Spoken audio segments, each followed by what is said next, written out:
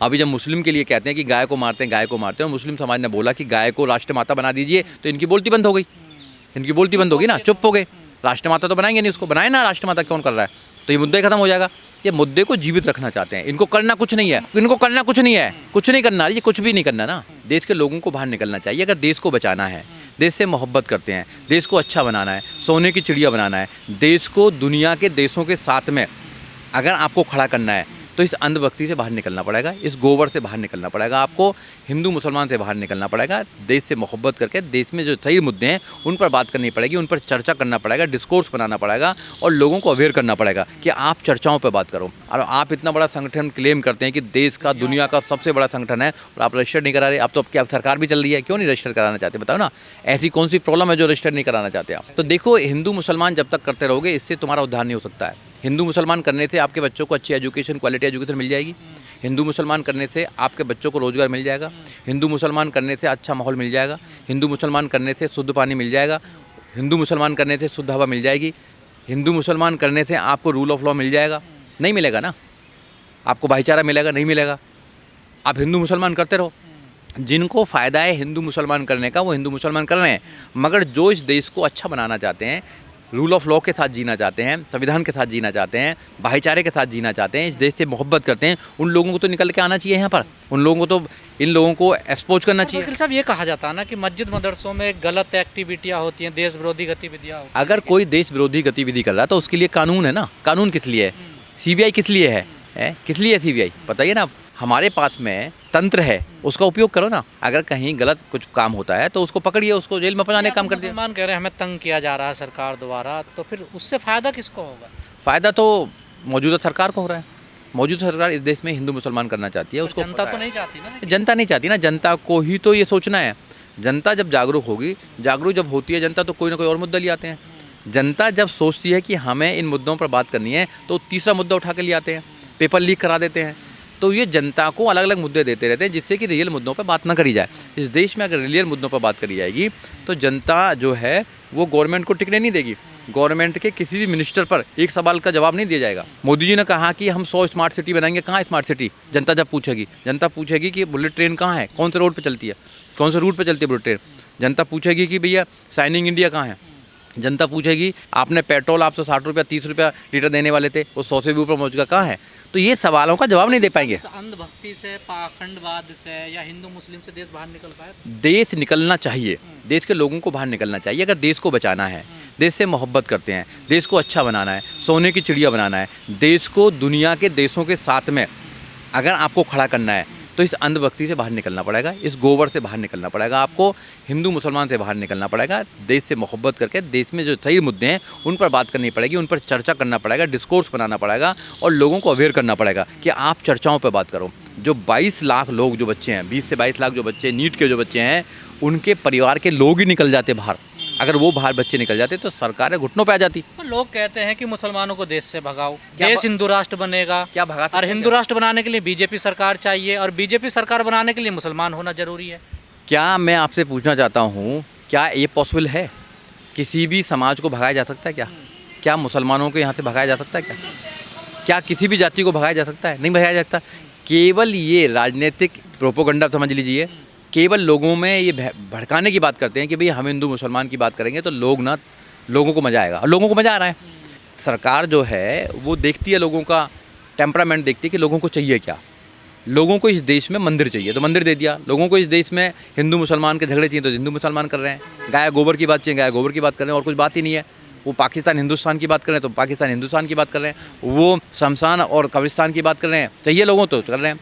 और जो लोग एजुकेशन की बात कर रहे हैं तो लोग एजुकेशन देगी ना गवर्नमेंट, तो गवर्नमेंट से जो लोग है वही देगी तुम्हें गवर्नमेंट फालतू में क्यों देने वाली है? आप बताइए ना। जब देश के लोग ही नहीं समझदार हैं, देश के लोग ही तैयार नहीं है, देश के लोग ही देश को अच्छा नहीं बनाना चाहते, तो फिर गवर्नमेंट क्या करेगी बताइए? तो गवर्नमेंट तो अपना कुछ करने वाली नहीं है। गवर्नमेंट को तो ये जो मुद्दे हैं ये उनको ऑक्सीजन का काम देते हैं। जब भी गवर्नमेंट के खिलाफ कोई ऐसा आंदोलन होता है तो उनको ऐसे जो मुद्दे होते हैं वो ऑक्सीजन का काम देते हैं। अभी जब मुस्लिम के लिए कहते हैं कि गाय को मारते हैं, गाय को मारते हैं, और मुस्लिम समाज ने बोला कि गाय को राष्ट्रमाता बना दीजिए, तो इनकी बोलती बंद हो गई। इनकी बोलती बंद होगी ना, चुप हो गए। राष्ट्रमाता तो बनाएंगे नहीं, उसको बनाए ना राष्ट्रमाता, कौन कर रहा है? तो ये मुद्दा ही खत्म हो जाएगा। ये मुद्दे को जीवित रखना चाहते हैं। इनको करना कुछ नहीं है। मुसलमान भी नहीं भगाने और मुसलमानों को भगाना। हाँ, इनको करना कुछ नहीं है, कुछ नहीं करना, ये कुछ भी नहीं करना ना। कहाँ से भागेंगे? उनकी प्रॉपर्टी है, उनकी रियासत है, सब कुछ है उनके पास में आज की डेट में। क्या नहीं है, 800 साल राज करा है इन्होंने यहाँ पे। तो अंधभक्त गुमराह हो रहे हैं। अंधभक्त गुमराह हो रहे हैं, वो सिर्फ केवल उनके आँखों पर धर्म की पट्टी बंधी हुई है, जो जब उतरेगी तो बहुत देर हो जाएगी। देश लूट चुका होगा, देश बर्बाद हो चुका होगा, देश सब जो आंकड़े हैं उनमें नीचे आ चुका होगा, चाहे वो हंगर इंडेक्स हो, चाहे वो हैप्पी इंडेक्स हो, चाहे एजुकेशन इंडेक्स हो, चाहे वो मीडिया इंडेक्स हो, सब में बहुत नीचे आ चुका होगा और दुनिया में हम सबसे पीछे चले जाएंगे। तो इसलिए मैं आपके चैनल के माध्यम से कहता हूँ कि जो अंधभक्त हैं वो भक्ति को दूर कीजिए, देश से मोहब्बत कीजिए, देश से लोगों से मोहब्बत कीजिए। अगर देश से जो देश के लोगों से मोहब्बत नहीं करता, वो देश से क्या मोहब्बत करता होगा? सीधी सी बात है। बस देश में लोग रहते हैं ना, देश में लोग, अगर लोग ही नहीं रहेंगे, लोग ही नफरत से रहेंगे, भाईचारे से नहीं रहेंगे, तो वो देश से क्या मोहब्बत, देश को कहाँ ले जाना चाहता? कहाँ ले जाना चाहता देश को? देश तो लोगों के साथ बढ़ेगा ना आगे, लेकिन लोगों को छोड़ दिया, लोगों से नफरत करेंगे जब देश थोड़ी बढ़ सकता है। तो इसलिए इन लोगों की जो सोच है वो गलत सोच है। देश के लोगों को अवेयर होना चाहिए। जब देश के लोग अवेयर होंगे तो देश अच्छे हाथों में जाएगा और अच्छी जगह। नहीं, 100 साल पुराना संगठन क्या रजिस्टर्ड नहीं होना चाहिए? होना चाहिए रजिस्टर्ड, बिल्कुल होना चाहिए, रजिस्टर्ड होना चाहिए। जो आप क्लेम करते हैं, अगर रजिस्टर्ड नहीं है तो आप कैसे बहुत सारी चीज़ों को कर सकते हैं? अगर कोई व्यक्ति कह रहा है कि रजिस्टर्ड करा लीजिए, आप रजिस्टर्ड क्यों नहीं कराना चाहते हैं? इंडिविजुअल संगठन है हमारा, व्यक्तियों का समूह है। नहीं, तो अभिव्यक्ति को समूह तो है, पर रजिस्टर्ड तो होना चाहिए ना। कोई भी संस्था है वो रजिस्टर्ड होनी चाहिए। फिर रजिस्ट्रेशन क्यों? आरएसएस ने क्यों नहीं रजिस्ट्रेशन कराया? अब वो तो आरएसएस ही बताएगी क्यों रजिस्ट्रेशन नहीं करा रखा है भैया, वो तो आरएसएस ही बताएगा। आप वकील हैं। देखिए, मुझे ये लगता है कि आरएसएस जो है वो इस देश में हिंदू मुसलमान नफरत फैलाना चाहता है, और ये 1948 में इस पर बैन भी लगाया था। ये पहला संगठन है जिस पर बैन लगाया था। ये देश के विरोध में काम करता है, ये हिंदू मुसलमान करता है, नफरत फैलाने वाला संगठन है ये। वैसे तो राष्ट्रवादी कहते हैं। नहीं, आप कहने को तो कुछ भी कहते रहो, कुछ भी कहते रहो। राष्ट्र के निर्माण में इनका योगदान बताइए, जीरो योगदान है। अगर कोई व्यक्ति चाहता है, जितने भी देश में दंगे हो रहे हैं आज की डेट में, ये लोग ही कर रहे हैं। जब मस्जिद मदरसे दरगाहों के कागज मांगे जा सकते हैं तो फिर इसके क्यों नहीं मांगे? बिल्कुल मांगे जाने चाहिए, क्यों नहीं मांगे जाने चाहिए? बिल्कुल मांगे जाने चाहिए। छोटे अगर किसी को एक दुकान भी खोलनी है ना, तो उसके लिए भी रजिस्ट्रेशन चाहिए, उसके लिए भी जीएसटी चाहिए, उसके लिए भी सब कुछ चाहिए। और आप इतना बड़ा संगठन क्लेम करते हैं कि देश का, दुनिया का सबसे बड़ा संगठन है, और आप रजिस्टर नहीं करा रहे। अब तो क्या सरकार भी चल रही है, क्यों नहीं रजिस्टर कराना चाहते? बताओ ना, ऐसी कौन सी प्रॉब्लम है जो रजिस्टर नहीं कराना चाहते आप? बिना रजिस्टर्ड के सर लेन देन जो इनके पास चंदा, उसका हिसाब किताब क्या होगा? कहाँ से आता पैसा? कोई तो पूछना चाहिए सरकार। अगर कोई सरकार होगी तो पता लगेगा ना कि कहाँ से पैसा आया।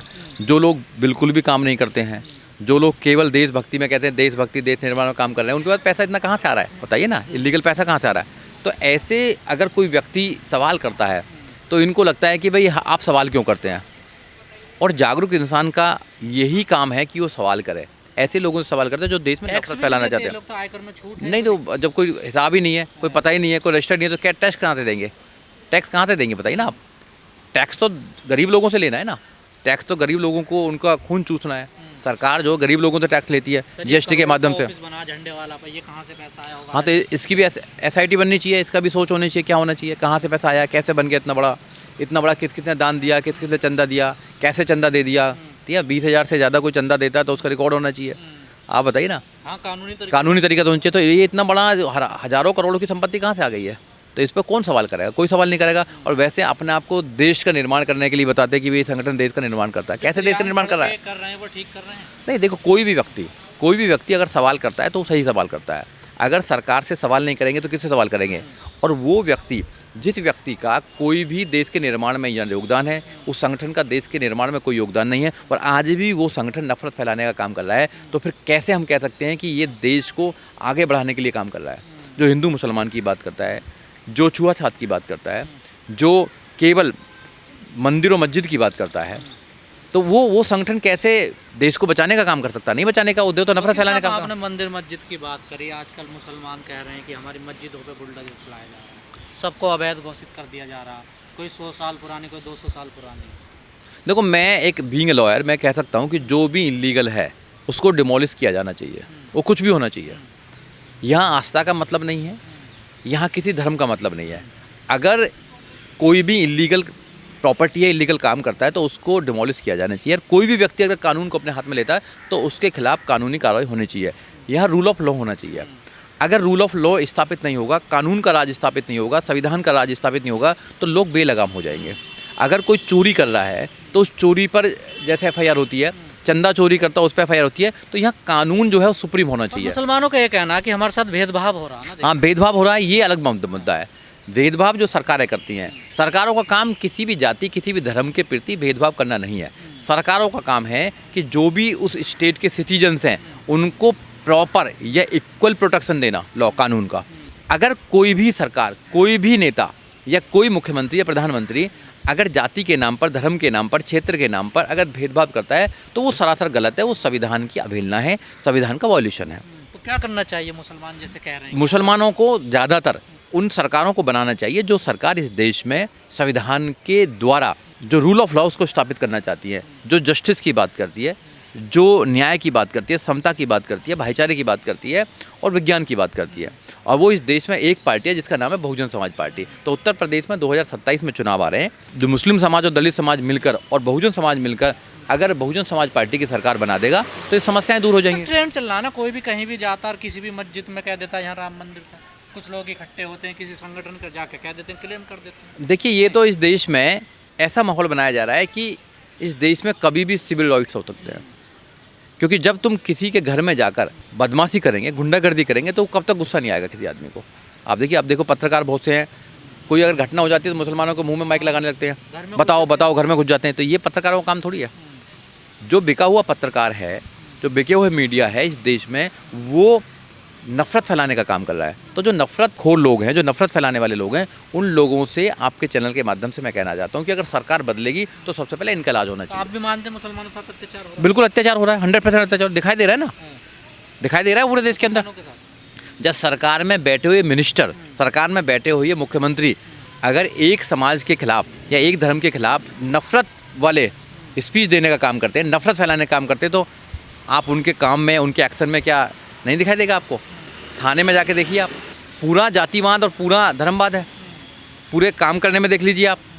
तो ये देश में गलत परंपरा डाल रहे हैं, क्योंकि मुसलमान जो है बाई चॉइस है, यहाँ पर बाई चांस नहीं है। ये भारत जो है वो हिंदू, मुस्लिम, सिख, ईसाई सबका देश है, बराबर का देश है। इस देश को सुंदर बनाइए, इस देश में जो मुद्दे हैं उन पर काम कीजिए। एजुकेशन पर काम नहीं कर रहा, अब एजुकेशन में पेपर लीक हुआ उस पर कोई बात करने को तैयार नहीं है। और मिनिस्टर जो है, एजुकेशन मिनिस्टर है, वो रिजाइन करने के लिए तैयार नहीं है। हज़ारों बच्चे आंदोलन कर रहे हैं, हज़ारों लोग आंदोलन कर रहे हैं और कह रहे हैं कि मिनिस्टर जो है, एजुकेशन मिनिस्टर हैं, वो जो लोग हैं वो कॉम्पिटेंट नहीं है, मगर लोग सुनने को तैयार नहीं है। लोग तो ये चाहते हैं ना, हिंदू मुस्लिम में कहाँ मुसलमानों को हाँ, राइट। सरकारों से सवाल करे जाते हैं, किसी से डिग्री दिखाने की बात की जाती है, वो डिग्री नहीं दिखा पाते हैं। किसी संगठन के रजिस्टर्ड के कागज़ दिखाए जाते हैं तो कागज़ नहीं दिखाते हैं, और वो फिर तुलना करते हैं अपना हज़ारों सालों पुराने हिंदू धर्म से करते हैं कि हिंदू धर्म भी क्या रजिस्टर्ड थोड़ी है, ये ना व्यवस्था रजिस्टर्ड थोड़ी है। अरे आप जुम्मा 100 साल भी नहीं हुए आपको, आप हज़ारों सालों की अगर कंपेयर कर रहे हैं तो ये आपकी गलतफहमी